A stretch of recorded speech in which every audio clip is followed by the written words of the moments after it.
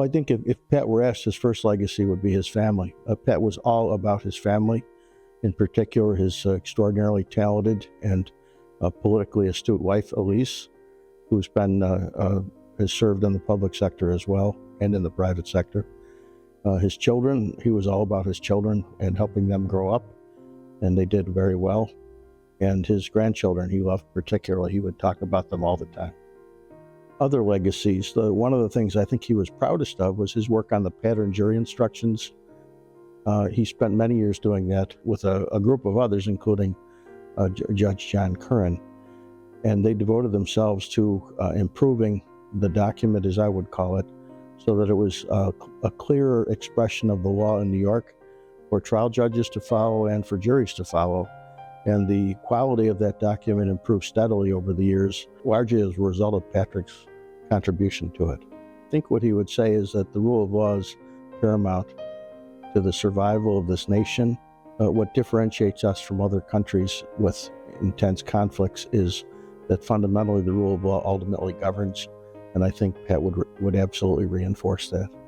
I have known Patrick NeMoyer for more than 40 years, beginning when we were both new lawyers, politically involved, and fearless and courageous. And then our careers progressed, and for more than 20 years at the same time, both of us were state judges. Well, first of all, he's brilliant. I mean, just a genius. I believe he was in Mensa, but a person who gets to know him can be so appreciative of his knowledge base, his breadth and depth of reading, and he's just a brilliant, brilliant person. Before Patrick NeMoyer was a judge, he was a mentor in a political way on many occasions, encouraging people to run for local office, for example. When he became a judge, like all of us who became judges, he had to walk a very fine line between mentoring and politics. Judge Patrick NeMoyer always knew what side of the line to be in, and therefore his mentoring was of people to make them really well-prepared, intelligent, ethical lawyers.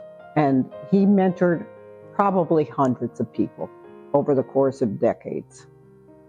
I think if Judge NeMoyer were here, he'd be humble but proud, because he believed in the rule of law, he loved lawyers, he loved the law, and for him to be picked as the outstanding jurist for an award that's only given when there is a worthy jurist, I think he would accept with gratitude.